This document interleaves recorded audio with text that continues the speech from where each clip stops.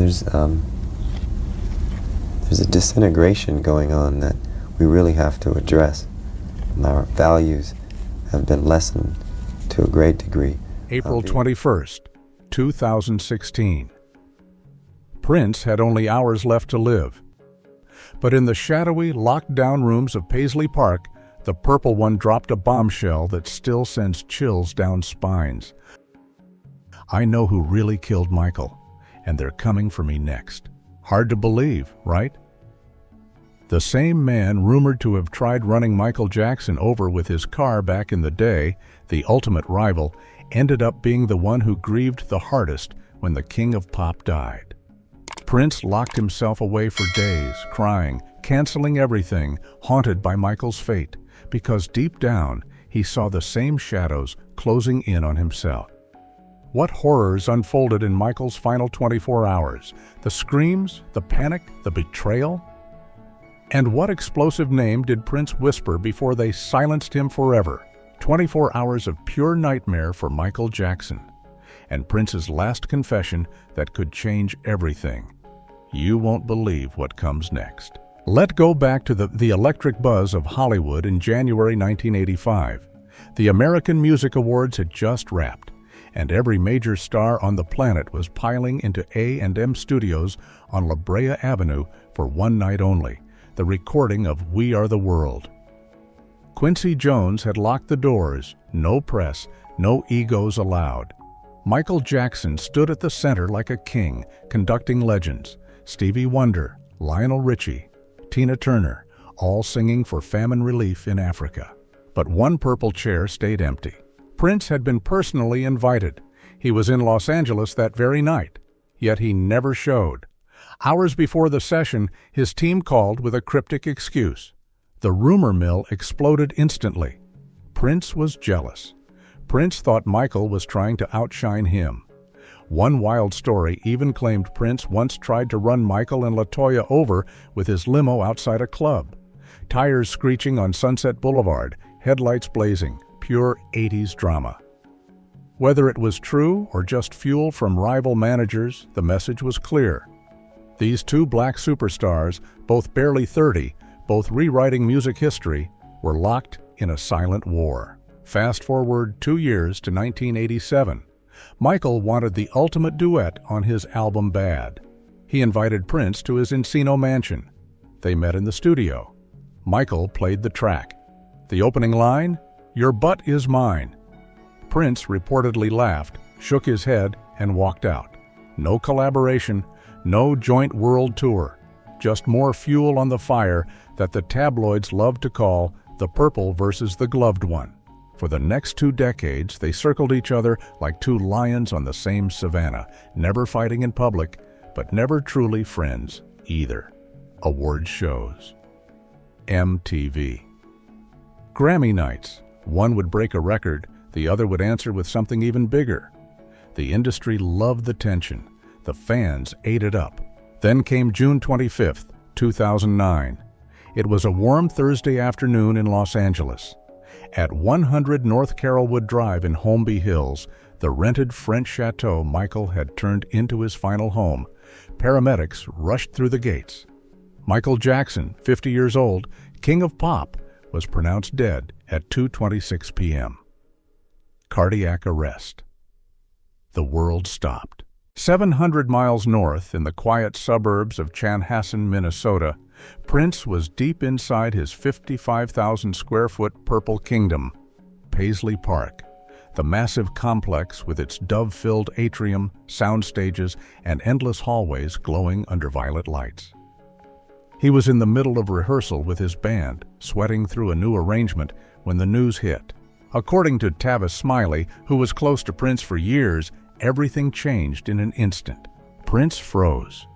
He looked at his musicians and said in that soft but commanding voice, "That's it. Go home. We're done for today." The band packed up in stunned silence.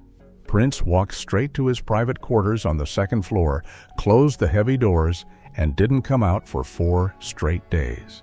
No phone calls, no food deliveries, just Prince, alone, in the dark, grieving the man the world thought was his greatest rival. When he finally emerged, pale and red-eyed, he threw himself back into work. But something had shifted. At concert after concert that summer and fall, Prince began slipping Michael's songs into his sets. He played "Don't Stop Till You Get Enough" with a tenderness no one had ever heard from him. He spoke Michael's name on stage with real love. In a rare French television interview that October, Prince was asked how he felt. His voice cracked just slightly. "It is always sad to lose someone you loved." But the deepest confession came later, during a long, private night in a Swiss hotel suite overlooking the snow-capped Alps. It was after a sold-out show in 2010. Tavis Smiley sat with him until sunrise. Prince talked for hours, non-stop, about Michael's genius. How Michael moved, how Michael danced like no one else, how the industry had chewed them both up. And then Prince said something that still haunts everyone who heard it. "Michael was a genius, and I'm not far from his fate. He saw the same shadows closing in, the pills, the pressure, the people who smiled while sharpening knives. But here's what almost no one outside the inner circle knows. Even after the public rivalry, even after 2009, Prince and Michael had been secretly talking. Not through managers or publicists, but direct late-night phone calls on private lines. Insiders close to both camps say the conversation started quietly in the mid-2000s and continued right up until Michael's final months. Prince would call from Paisley Park at 3 a.m., Minnesota time. Michael would answer from Neverland or his Holmby Hills bedroom, voice tired but grateful. During one of those calls, Prince gave Michael a chilling warning, his voice low, urgent. "Mike, don't trust the people around you, not the doctors, not the promoters, not the ones promising to save you. They don't want you healthy. They want you controlled. And when they can't control you anymore, they'll find a way to end it." Michael had laughed it off at first, that soft, nervous laugh. But Prince kept calling, kept warning, because he recognized the same machine that was slowly swallowing them both. So yes, the man the world painted as Michael's jealous enemy became one of the few who truly understood what Michael was facing. The rivalry had been real on stage and in the headlines. But behind closed doors, in whispered midnight conversations between two men who had carried the weight of black excellence on their shoulders, something deeper had grown. Respect, fear, and a brotherhood forged in purple and gold. That is the story the cameras never caught. The story Prince carried with him until his own final hours. And when those hours came in April 2016, many believe he was still trying to finish the conversation he started with Michael 7 years earlier. The clock was ticking down fast in the quiet suburbs of Chanhassen, Minnesota. April 20th, 2016. Paisley Park, Prince's sprawling purple fortress, stood silent under a gray spring sky. Inside those massive walls, the man who once commanded stadiums was fading. That afternoon, Prince made one last trip to see his longtime family doctor, Michael Todd Schulenberg. The visit was hushed, urgent. Prince arrived looking gaunt, exhausted, his once vibrant frame now frail from weeks of battling pain and opioid withdrawal. He had been vomiting, numb in places, antsy from the crash of coming off the pills. Schulenberg ran tests, prescribed meds to ease the opioid withdrawal symptoms, and handed over what Prince hoped would be a path back to clarity. But as Prince left the clinic, his eyes were distant, his steps slow. He knew the battle was far from over. Back at Paisley Park, as evening fell, the complex felt heavier than ever. Prince retreated to his private quarters. No rehearsals, no late-night jams. Just him, alone, with his thoughts. Around midnight, or so the whispers from those closest suggest, he picked up a secure line and called a trusted confidant, a shadowy insider we'll call the hidden friend. His voice was low, strained, almost a whisper against the hum of the estate's endless hallways. "Listen," Prince said, the words tumbling out like a final warning. "I have proof now. Michael didn't just die, he was taken out. A EG and some big player pulled the strings. They hired Murray to overdose him on propofol. It was never an accident. They wanted his catalog, his masters, everything. And now, they're circling me too. The friend listened in stunned silence. Prince paused, breathing hard. I've got names, documents. I was going to expose it all. Then the line went quiet. That was the last deep conversation anyone close to him recalled from that night. Prince hung up and wandered the dimly lit corridors.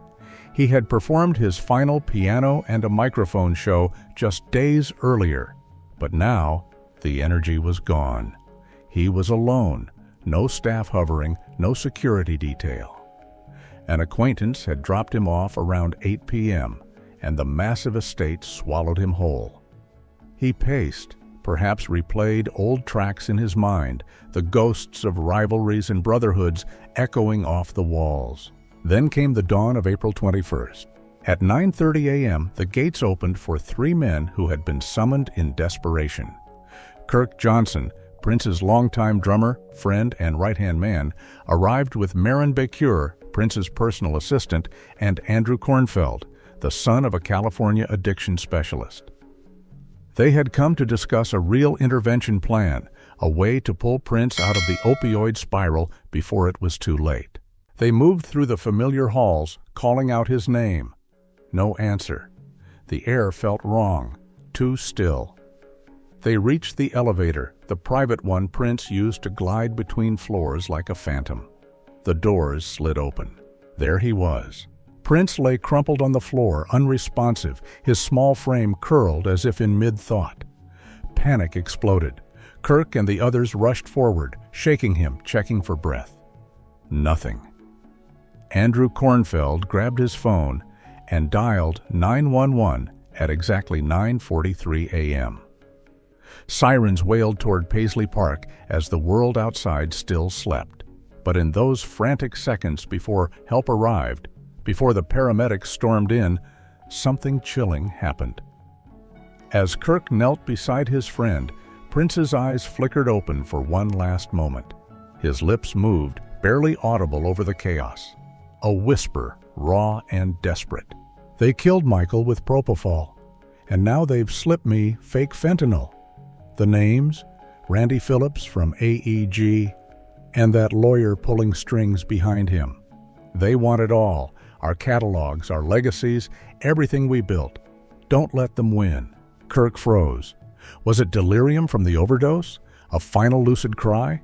Or the truth Prince had carried for years? No recording captured it, no phone memo, no hidden mic. But those who heard the rumor say it burned into their memory like a brand. CPR began immediately. Paramedics burst through the doors, worked furiously. At 10:07 a.m., just 24 minutes after he was found, Prince was pronounced dead. The official cause would come later: accidental fentanyl overdose from a counterfeit pill. But the timing, the whispers, the sudden arrival of the intervention team, only to discover him already gone. Too coincidental? Prince had fought so hard to stay private, to control his own narrative. Yet in those final hours, the shadows he once warned Michael about seemed to close in. The same industry machine that claimed one legend now claimed another. And as Paisley Park filled with investigators, flashing lights, and stunned silence, one question lingered in the purple haze. Was Prince's death truly random? Or had someone made sure the secrets died with him? Now the purple curtains part, and the real story Prince carried to his grave finally spills out. It was deep into the night of April 20th, 2016, inside the locked heart of Paisley Park. Prince sat alone in his private studio, the same room where he once recorded masterpieces. The only light came from a single purple lamp. His hands trembled as he whispered into the phone to that same hidden friend, the one person he still trusted. "Listen carefully," Prince said, his voice cracking with exhaustion and fury. It was never just Conrad Murray. Murray was only the pawn, the fall guy they paid $150,000 a month to keep quiet. The real killers? AEG Live, the same company that promised Michael the biggest comeback of his life. Let's go back to the painful numbers and dates that prove it. March 5, 2009, London's O2 Arena. AEG Live stood on stage beside Michael and announced the This Is It tour. 50 sold-out shows, the biggest residency in history. Michael owed the money already. Years of canceled tours, legal battles, and Neverland's mounting bills had left him deep in debt. AEG advanced him tens of millions just to get the shows signed. Internal emails later shown in court revealed the truth. AEG knew Michael was too sick to perform 50 nights. They didn't care. They wanted the money, and they wanted his catalog. The Beatles catalog. The ATV music empire Michael bought in 1985 for $47.5 million, now worth over $500 million. Plus Neverland Ranch, his entire master recordings, everything. If Michael died during the tour, AEG's insurance policy, worth $17.5 million just on his life, would pay out clean, and control of his estate would shift. They could finally grab what they'd been circling for years. Fast forward to June 2009. The rehearsals at the Staples Center in downtown Los Angeles were hell. Michael showed up every night looking like a ghost, 112 pounds, cheekbones sharp enough to cut glass, eyes sunken from years of insomnia and painkillers that started after that 1984 Pepsi commercial burn. He could barely sleep without heavy drugs. On June 24, 2009, his final rehearsal, Michael still gave everything. He danced They Don't Care About Us, hit every note of Billie Jean, and told the crew, "This is it. This is the one." The lights went down at midnight. He hugged everyone, said, "I love you," and was driven back to 100 North Carrollwood Drive in Holmby Hills. That same night, around 1 a.m. on June 25th, Michael called Prince. The phone records were never made public, but according to the friend Prince confided in years later, Michael was crying, really crying, the way only a broken man can. "Prince, they're going to kill me. They want me gone so they can make money off my death. E.g., the doctors. They keep pushing the drugs. I can't fight them anymore. Promise me you'll tell the truth if something happens to me." Prince begged him to leave the house, to fire Murray, to cancel the tour. Michael whispered, "It's too late. They own me now." 16 hours later, 2:26 p.m. on June 25th, 2009, Michael Jackson was pronounced dead. Official story? Conrad Murray gave him 25 milligrams of propofol plus lorazepam and midazolam, left the room for a few minutes, and came back to find Michael not breathing. But Prince knew better. In that final whispered confession at Paisley Park, Prince laid it all out. Murray didn't decide the dose alone. EG executives were texting him constantly, "Keep him sleeping, we need him rested for rehearsals."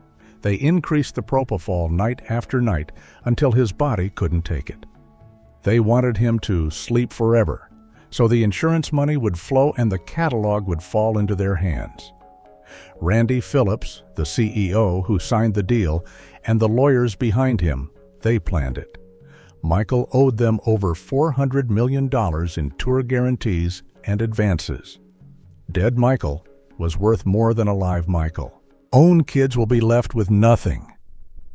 Own kids will be left with nothing. That's why I warned him for years. That's why I cried for 4 days when he died, because I knew, and I couldn't save him. The room at Paisley Park fell silent. Prince stared at old photos on the wall. One of him and Michael from the 1980s, smiling awkwardly at an awards show.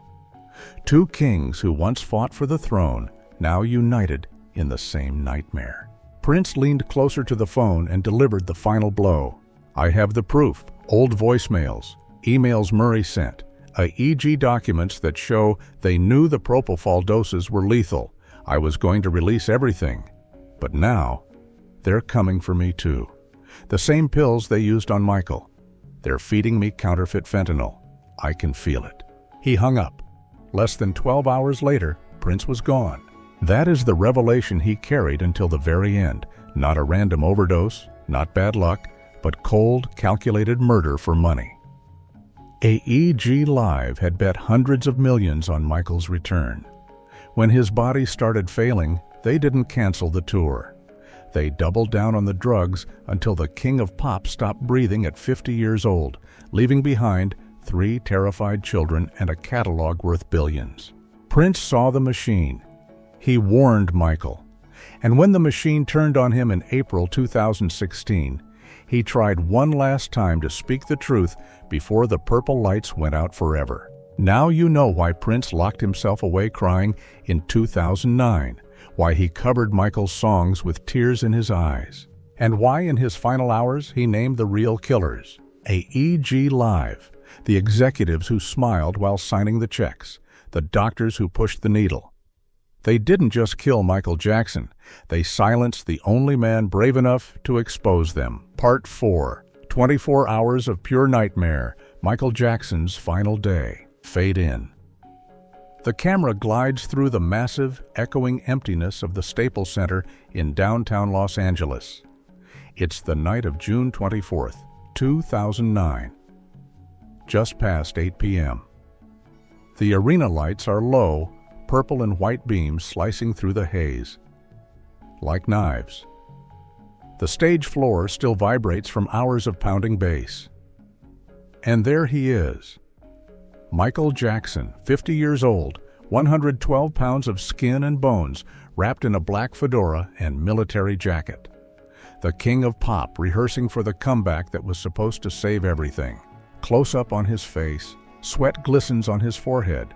His cheeks are hollow, eyes sunken but burning with that famous fire. The music kicks in. They don't care about us. The beat drops hard. Michael spins, kicks, grabs the mic.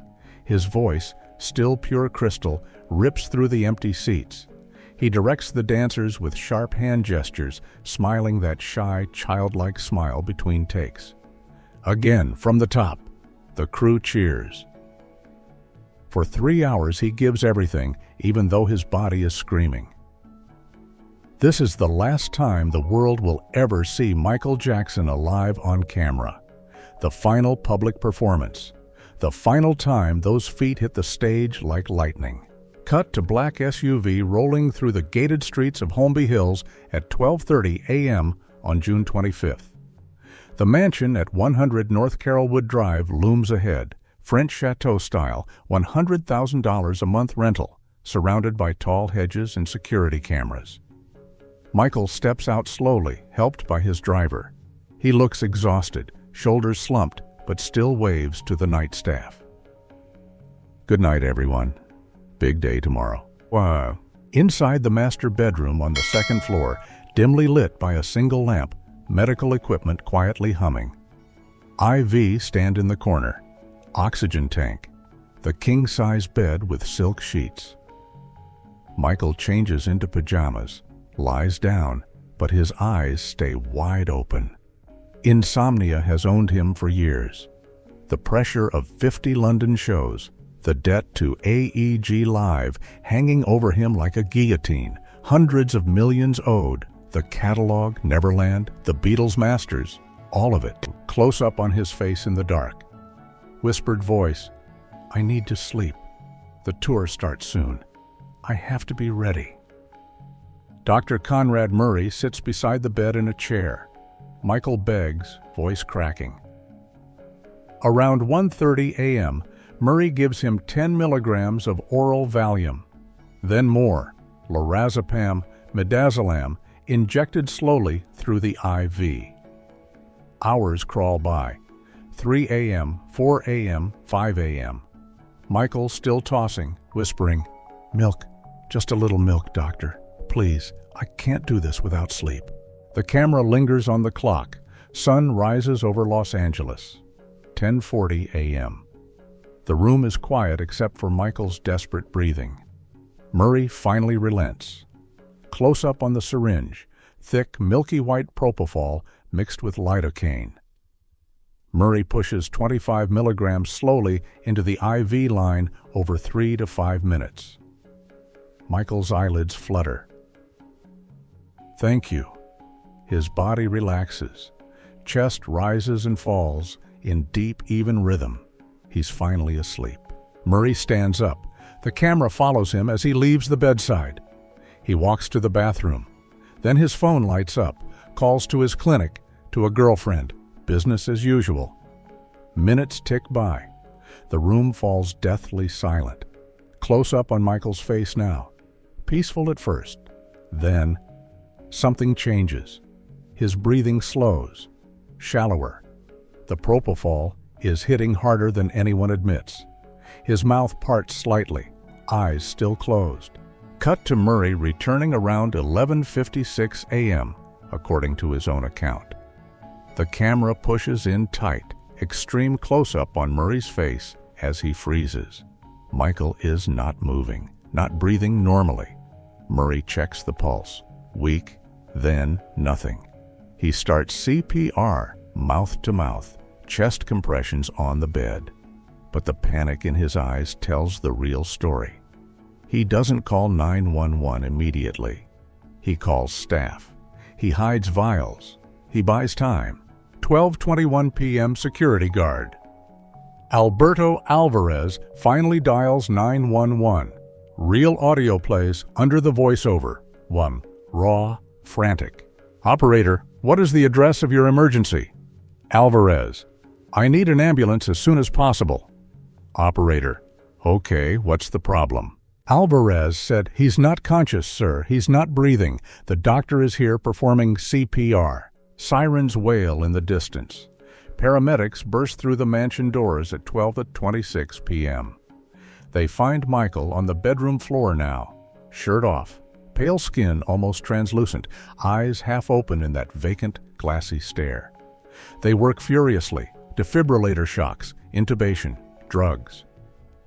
The camera circles the chaos in slow motion, sweat flying, voices overlapping, Michael's thin frame jerking with each compression.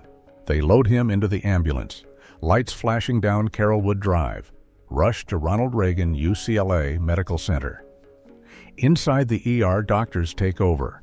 More shocks, more drugs. The clock on the wall hits 2:26 p.m. The lead doctor steps back. Flatline. Time of death, 2:26 p.m. The camera pulls back slowly from Michael's face on the gurney, eyes still open, staring at nothing. The king of pop, gone. Just 50 years old. The man who sold 400 million records, who moonwalked into history, reduced to this silent, broken body. But here's what Prince revealed years later in those final whispered confessions at Paisley Park. Something the official story never wanted you to hear. Prince told his closest friend on the night of April 20th, 2016, Murray didn't make a mistake. He didn't forget to watch him. That dose of propofol wasn't random. It was prepared in advance. Someone higher up, someone at AEG, told him exactly how much to give and when to step away. They needed Michael to sleep forever so the insurance would pay, so the catalog would finally be theirs. Michael called me crying that last night. "They're going to kill me, Prince. They want me dead for the money." Murray was just the needle. The real killers were the ones holding the checkbook. The screen fades to black with a single heartbeat monitor flatlining, then silence. That was Michael Jackson's final 24 hours. Not a tragic accident. Not bad luck. A slow, calculated nightmare filmed in real time. Rehearsal lights to deathbed shadows in less than one day. The world lost its king, and the machine that took him kept spinning. The purple lights at Paisley Park flickered one last time on April 21st, 2016. Prince Rogers Nelson, 57 years old, the revolutionary who refused to be owned, was gone. Just 24 minutes after being found lifeless in that elevator. Fentanyl, counterfeit pills. the same poison that had claimed his brother 7 years earlier. Think about it. Michael Jackson, June 25, 2009. Propofol administered by a doctor on someone else's payroll. Prince, April 21, 2016. Fentanyl slipped into his system days after he refused hospital treatment and whispered names to the few he still trusted. Two black icons, two unbreakable spirits who dominated music, broke barriers, and built empires worth billions. Both died from prescription drugs pushed by the very industry that profited from them, alive or dead. Both warned about the shadows closing in. Both were silenced when they got too close to the truth. Coincidence or a calculated cleanup? Prince knew too much. He had the voicemails, the emails, the quiet admissions from people inside the machine. He was about to speak, really speak, about how Michael was overdosed on purpose so AEG could cash in on insurance, seize the catalog, and control the legacy. 7 years after Michael's death, Prince started connecting dots out loud. And then he was gone. The industry didn't need another whistleblower. Two legends dead from accidental overdoses? That sends a message louder than any press conference. Stay in line, or the pills will find you. Is it Illuminati? A secret cabal pulling strings behind the scenes?